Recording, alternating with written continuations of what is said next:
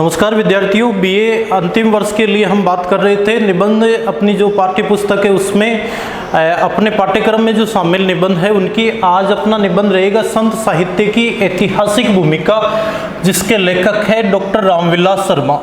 ये एक ऐसा निबंध है जो अपने भक्ति काल में संत साहित्य रचा गया है।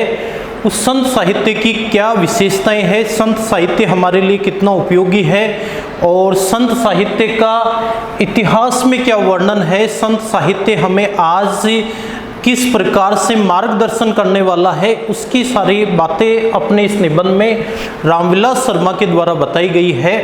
देखिए, इससे पहले अपन बात करते हैं कि ये संत साहित्य कौन से साहित्य को कहा जाता है। ये है अपना भक्ति काल, जो पिछले अध्याय में भी अपने भक्ति काल के बारे में चर्चा हुई थी।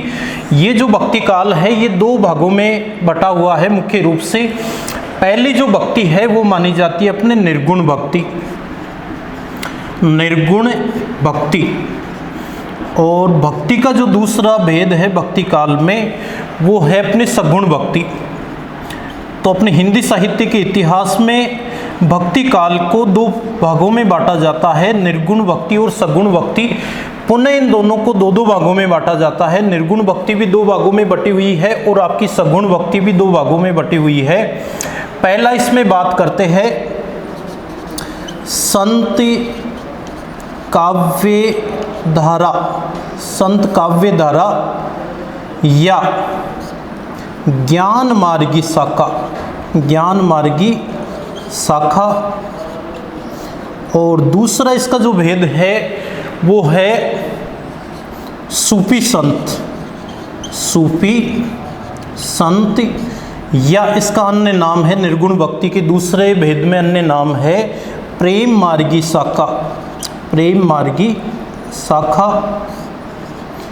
तो ये दो भेद माने जाते हैं आपके निर्गुण भक्ति के, और दो ही भेद है अपने सगुण भक्ति के। सगुण भक्ति में पहला भेद माना जाता है राम भक्ति या राम भक्ति काव्य, और दूसरा माना जाता है अपने कृष्ण भक्ति, कृष्ण भक्ति। अब इनमें अनेकों नए कवि हुए हैं, लेकिन मुख्य रूप से इनके प्रवर्तक या प्रतिनिधि कवि की अगर हम बात करें तो संत काव्य धारा या ज्ञान मार्गी शाखा का जो प्रतिनिधि कवि है, प्रवर्तक है, मूल कवि है, वो माने जाते हैं अपने संत कबीर या कबीरदास। और सूफी संतों में भी अनेकों अनेक कवि हुए हैं, प्रेम मार्गी शाखा के भी, लेकिन इसमें मुख्य नाम आता है मलिक मोहम्मद जायसी, मलिक मोहम्मद जायसी। अब बात करते हैं कि राम भक्ति में जो सर्वोपरि नाम है वो है आपके तुलसीदास का, इसके मुख्य कवि है तुलसीदास। और कृष्ण भक्त कवियों में सबसे प्रमुख या सर्वोपरि माने जाते हैं आपके सूरदास। तो यहाँ बात करें तो जो भक्ति काल है इसको दो भागों में बांटा गया है, निर्गुण भक्ति, सगुण भक्ति। एक संत काव्य धारा, दूसरा भेद निर्गुण भक्ति का सूफी संत या प्रेम मार्गी शाखा। सगुण भक्ति में राम भक्ति और कृष्ण भक्ति। अब यहाँ पर जो संत साहित्य की बात आ रही है तो संत साहित्य में वैसे अपना जो निर्गुण भक्ति वाला जो काव्य है उसी को शामिल किया जाता है, लेकिन लेखक के डॉक्टर रामविलास शर्मा ने यहाँ निर्गुण और सगुण दोनों भक्ति काव्य धाराओं की बात की है कि इन सभी भक्तियों में एक तत्व सर्वोपरि है, एक तत्व प्रधान है, मुख्य है, वो है प्रेम तत्व। अपने किसी भी कवि को लेंगे, कबीरदास को लेंगे, हम जायसी को पढ़ेंगे, हम सूरदास पढ़ेंगे, तुलसीदास पढ़ेंगे, हम मीरा पढ़ेंगे, अन्य कोई भी भक्ति काल का कवि अगर हम लेंगे तो उसमें एक तत्व सर्वोपरि बताया है, वो तत्व है आपका प्रेम। और प्रेम तत्व को अगर निकाल देंगे तो फिर इनके अलग अलग भेद हो सकते हैं, लेकिन प्रेम तत्व ऐसा है जो निर्गुण में भी शामिल है और सगुण में भी शामिल है। अब जो भक्त कवि मंदिर, मस्जिद या किसी अन्य पूजा स्थल पर पूजा की बात न करके आत्मा में ही परमात्मा को मानते थे, ईश्वर को निराकार मानते हैं, गुरु को उन्होंने सबसे ज़्यादा महत्व दिया है, हर प्रकार के आडंबर से दूर रहने की बात कही है, छापा तिलक है और जितने भी जो दिखावा है उन सब से दूर रहने की प्रेरणा देने वाले कवि है अपने निर्गुण भक्ति वाले। और सगुण भक्ति में मुख्य रूप से सर्वोपरि मूर्ति पूजा को बताया गया है, चाहे वो राम भक्ति की बात आए चाहे आपके कृष्ण भक्ति की बात आए। लेकिन रामविलास शर्मा ने बताया है कि चाहे निर्गुण हो सगुण हो, ये भेद उपभेद कोई मायने नहीं रखता है। अगर हम संत कवियों की बात करें तो संत कवियों में केवल आपका कबीरदास या जायसी नहीं है, हम संत कवियों में तुलसीदास, सूरदास को, मीरा को, सभी को शामिल कर सकते हैं। कारण ये है कि इन सभी ने जन कल्याण की भावना लेकर साहित्य रचा है। इन्होंने राम की भक्ति की, इसने कृष्ण की भक्ति की, इसने निराकार ईश्वर की भक्ति की, इसने किसी अन्य देवी देवता की भक्ति की, ये बातें कोई मायने नहीं रखती है। मायने इस बात के है कि इन सभी भक्त कवियों का केवल और केवल एक ही उद्देश्य था, वो था कि जो पीड़ित जनता थी उसका भला करना, उसका कल्याण करना। क्योंकि अपने देश पर जो मुस्लिम शासक थे उन्होंने हिंदू जनता को बहुत अधिक सताया था, पीड़ित किया था, यहाँ तक कि जबरन हिंदुओं को मुसलमान भी बनाया जा रहा था। तो एक प्रकार से हिंदुओं की रक्षा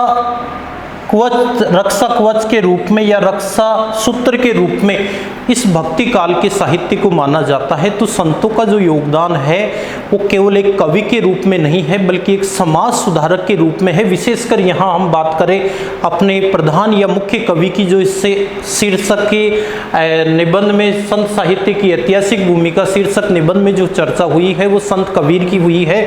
और कबीर कवि कम थे, एक समाज सुधारक ज़्यादा थे।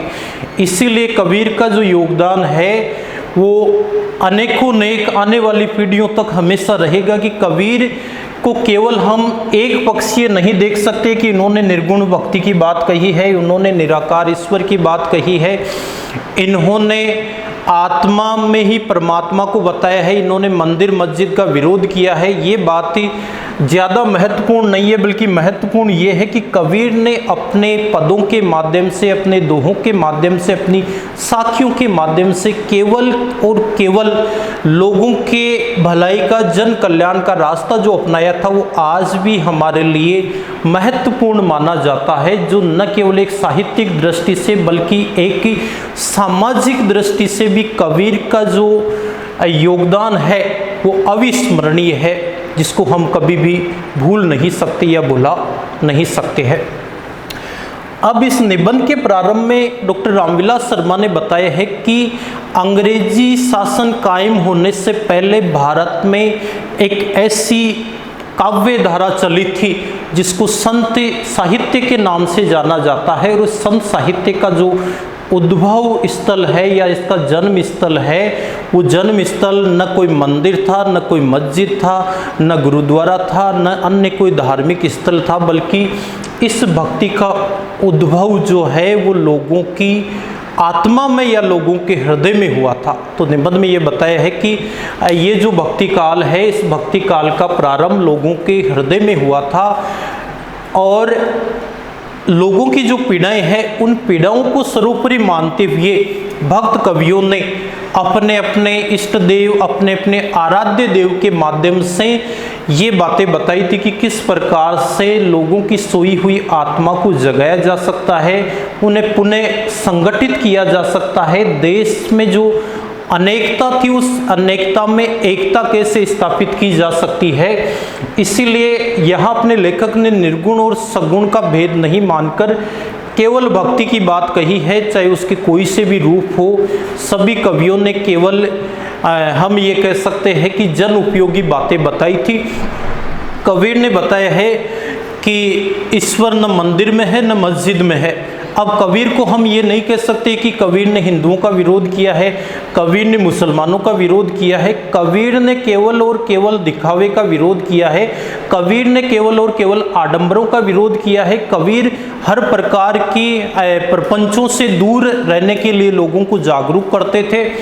अब कबीर अपने जन्म से हिंदू माने जाते हैं, पालन पोषण कर्ता के रूप में ये कहा जाता है कि उसका पालन पोषण मुसलमानों के यहाँ हुआ था। लेकिन कबीर ने दोनों ही पूजा पद्धतियों को, कोई मंदिर में जाकर अगर ढोंग करता है, दिखावा करता है, कोई मस्जिद में जाकर अगर दिखावा करता है, तो दोनों का ही कबीर ने पुरजोर विरोध किया है। कबीर ने मंदिर पूजा के लिए जो लोग दिखावा करते हैं उनके लिए कबीर की ये पंक्ति यहाँ बड़ी उपयोगी है कि पत्थर पूजे हरि मिले तो मैं पूजू पहाड़, ताते तो चाकी भली पीस खाए संसार।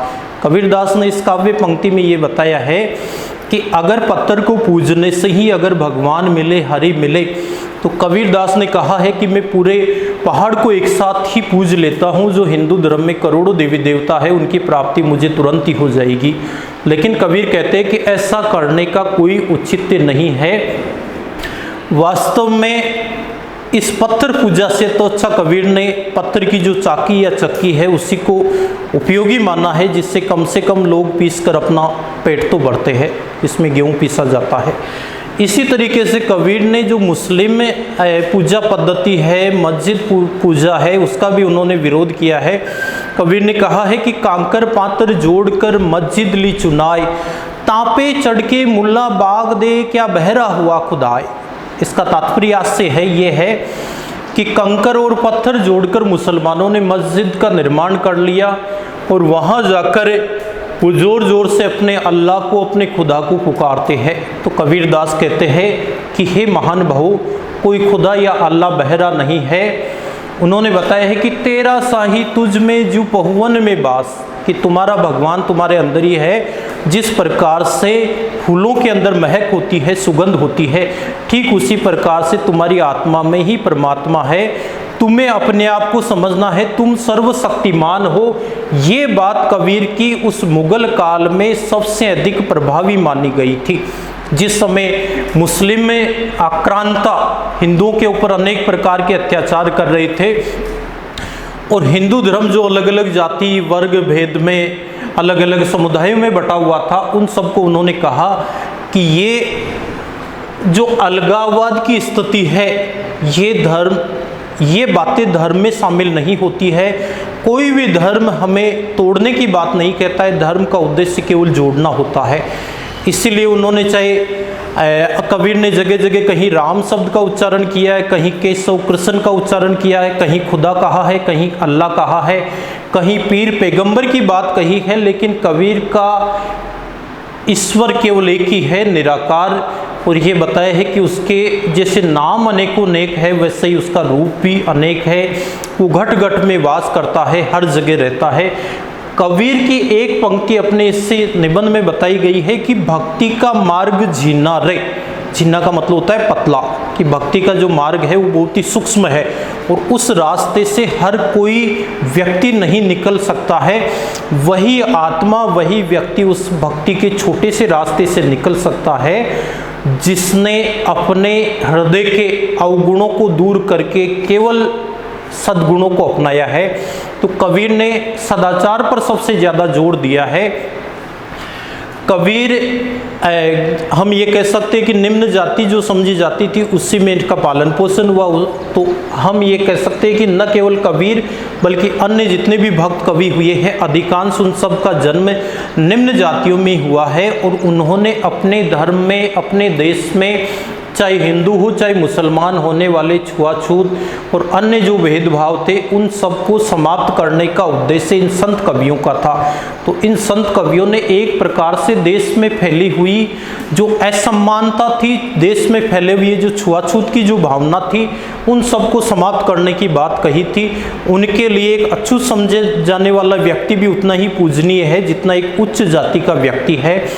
और कबीर ने हमेशा अपनी वाणी से, अपने वचन से, अपने कार्यों से शीतलता और मधुरता के बारे में बातें बताई थी। एक पंक्ति कबीर की यहाँ अपने निबंध में लेखक के द्वारा दी गई है कि ऐसी वाणी बोलिए मन का आपा खोई, औरन को शीतल करे आपहू शीतल होई।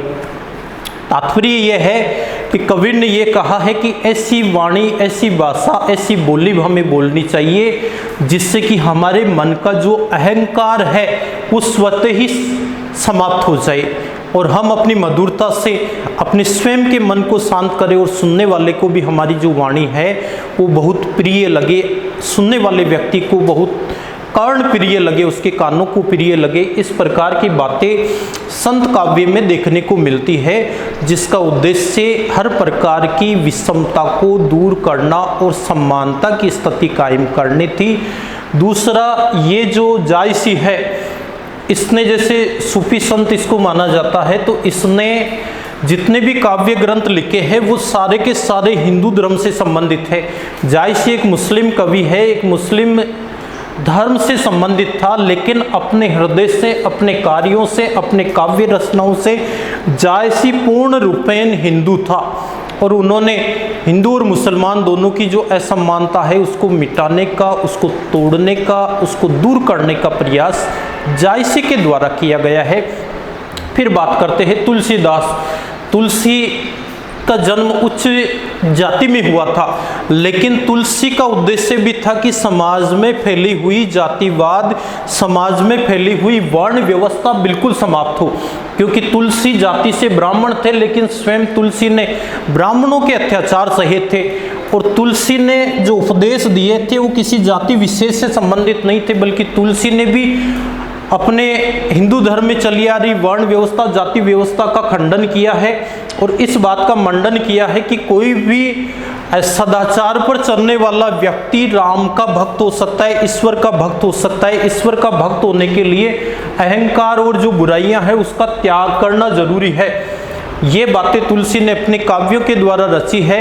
अब अपन बात करेंगे, भाई सगुण साहित्य को संत कवियों में शामिल नहीं करते, लेकिन लेखक ने ये बताया है कि सगुण और निर्गुण ये भेद कोई मायने नहीं रखता है। हम बात कर रहे हैं यहाँ कि ये जो संत साहित्य था ये जन उपयोगी साहित्य था, और इतिहास में इनकी कौन कौन सी बातें वर्णित की गई है, और आज हमारे लिए संत साहित्य की कौन सी बातें जो है वो काम की हो सकती है, या हम ये कह सकते हैं कि एकता के सूत्र में बांधने वाली है। तो वो अगर हम उठाकर देखेंगे तो राम भक्ति काव्य को ये अगर हम पढ़ेंगे तो तुलसी को पढ़ेंगे, अन्य कवियों को पढ़ेंगे, तो सबका उद्देश्य केवल अपने आराध्य की भक्ति करना तो रहा ही है, बल्कि एक समाज में सुधार लाने का भी रहा था। तुलसी का रामचरितमानस एक प्रकार से एक पारिवारिक और सामाजिक दायित्व कैसे निभाने चाहिए, व्यक्ति को कैसे उसके आपसी रिश्ते होने चाहिए, ये सारी बातें सिखाने वाला है। इसके अलावा कृष्ण भक्त कवि सूरदास जो जन्मांध थे, जन्म से अंधे थे, उन्होंने वात्सल्य का जो वर्णन किया है वो अपने आप में अद्वितीय है। इसलिए हिंदी साहित्य में वात्सल्य रस के अद्वितीय या एकमात्र सर्वप्रधान सर्वोपरि कवि अपने सूरदास माने जाते हैं, जिन्होंने बच्चे के जन्म से बड़े होने तक की कहानी न केवल कृष्ण के रूप में बल्कि हर भारतीय बच्चे के रूप में दिखाया है कि उस बच्चे के प्रति कैसा लगाव एक माता पिता का होना चाहिए। अब अपने इस निबंध में बात बताया है, आगे कौन से कवि की चर्चा हुई है, वो हुई है मीराबाई की, कि मीराबाई का उदाहरण इस निबंध में इसलिए दिया गया है कि इन्होंने उस समय की जो नारी असमानता थी, उस नारी असमानता को दूर करने का कार्य मीरा ने किया था।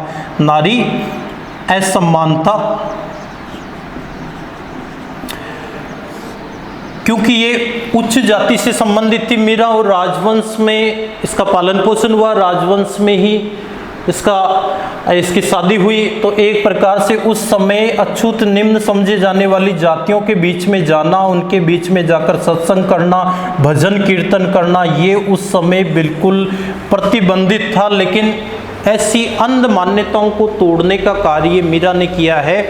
तो मीरा न केवल एक भक्त कवयित्री थी, हम मीरा को केवल कृष्ण भक्ति की दृष्टि से नहीं देख सकते हैं, बल्कि नारी जागरण के रूप में भी इस निबंध में बताया गया है। और न केवल इस निबंध में बल्कि व्यवहारिक दृष्टि से अगर देखें तो मीरा ने उस समय की चली आ रही जो परंपराएं थी, अंध मान्यताएं थी, हर प्रकार के जो भेदभाव थे, छुआछूत थे, उन सबको तोड़ने का कार्य मीरा ने किया था। और मीरा ने ये संदेश दिया है कि भक्ति के मार्ग में चलने वाला व्यक्ति न कोई बड़ा होता है न कोई छोटा होता है, भक्त की अपनी कोई जाति नहीं होती। और ये बात मीरा के साथ सभी संत कवियों ने बताया है कि भक्त की कोई जाति नहीं होती है, और ईश्वर की आराधना के लिए न हमें मंदिर में और न हमें मस्जिद में, बल्कि हम अपने शुद्ध अंतःकरण से, हृदय से, चाहे कहीं भी रहे, हम उसका आह्वान कर सकते हैं और वो ईश्वर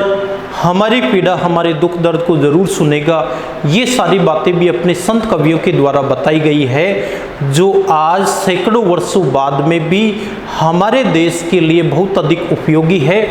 तो अपना जो ये संत साहित्य है, ये ऐतिहासिक दृष्टि से, इतिहास की दृष्टि से भी बड़ा महत्वपूर्ण है, क्योंकि अगर हम बात करेंगे तो ये सारे के सारे नाम ऐतिहासिक है। कबीरदास का इतिहास में उल्लेख आता है, जायसी का आता है, तुलसी का आता है, सूरदास का आता है, मीरा का आता है। तो केवल हम एक भक्त कवि के रूप में नहीं देख सकते, बल्कि एक युग पुरुष के रूप में इन साहित्यिक व्यक्तियों को और इन धार्मिक कवियों को हम देख सकते हैं, जिन्होंने हमारे लिए एक पथ प्रदर्शक का कार्य किया है और आज भी इनके बताए हुए पद चिन्हों पर चलकर हमारे धर्म में, हमारी जाति में, हमारे देश में जितने भी वेद, जितने भी वर्ग है, भेद है, असमानता है, उन सबको हम दूर कर सकते हैं।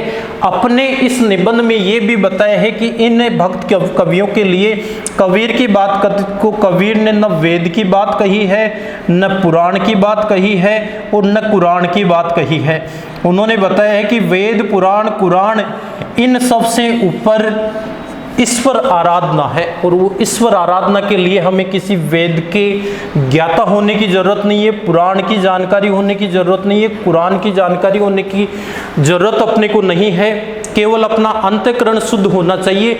कबीर ने स्वयं कहा है कि मैं पढ़ा लिखा नहीं था, और ये बात बिल्कुल सही है, क्योंकि कबीर के जितने भी जो पद है वो स्वयं कबीर ने नहीं लिखे थे, उनकी मृत्यु के बाद में सुंदरदास के द्वारा रचित है।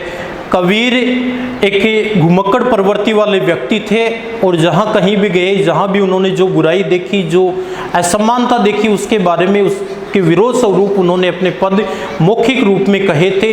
कबीर ने स्वयं स्वीकार किया है कि मसी हाथ छुयो नहीं, मसी हाथ छुयो नहीं। मसी का मतलब है स्याही, कि मैंने अपने हाथ से कभी भी स्याही को छुआ तक नहीं, अर्थात इन्होंने कुछ भी नहीं लिखा, और जो कुछ भी देखा इन्होंने, जो कुछ भी भोगा, महसूस किया, अनुभव किया, उसी को सार रूप में कबीर ने प्रतिपादित किया। तो अपने इस निबंध का मुख्य अगर हम बात करेंगे संत साहित्य में, वो तो कबीरदास है, जिनका जीवन काल भी काफ़ी लंबा रहा है, 120 वर्ष तक वो जिए हैं, और इस दीर्घ जीवन काल में उन्होंने हमारे धर्म में फैली हुई बुराइयों को दूर करने का कार्य किया है।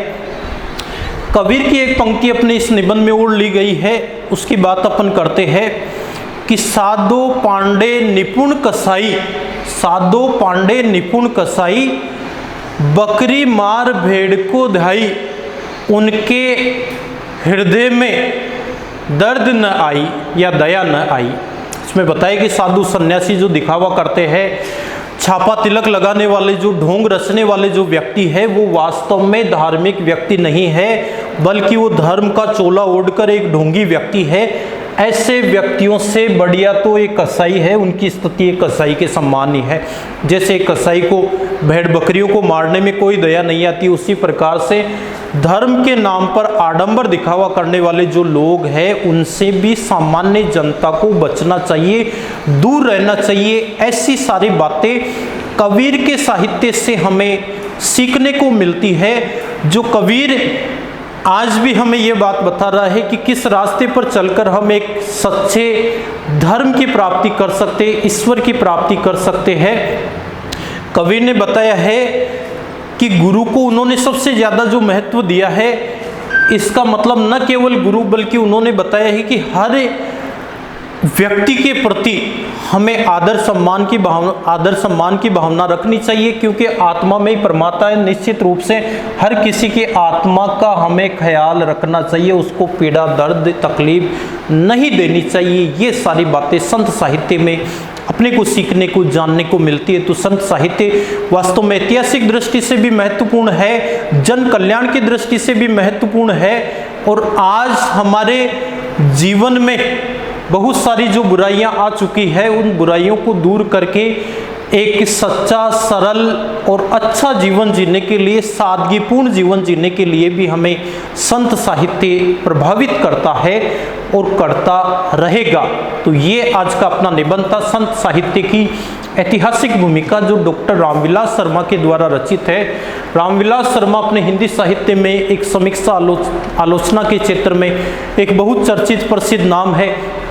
आचार्य रामचंद्र शुक्ल के बाद में अगर समीक्षा के क्षेत्र में किसी लेखक का नाम आता है, किसी समीक्षक का नाम आता है, तो रामविलास शर्मा है, जिसने सैकड़ों की संख्या में निबंध और आलोचनाएं लिखी है और बड़ी सूक्ष्मता के साथ हर बिंदु पर उन्होंने प्रकाश डाला है। धन्यवाद। अगली कक्षा में अपने की अंतिम निबंध, अपने पाठ्यक्रम में शामिल जो पुस्तक है निबंध संग्रह उसमें से बचा है, उसकी हम बात करेंगे। मेरे राम का मुकुट भीग रहा है, विद्यानिवास मिश्र द्वारा रचित है, जिसकी बात हम अगली कक्षा में करेंगे।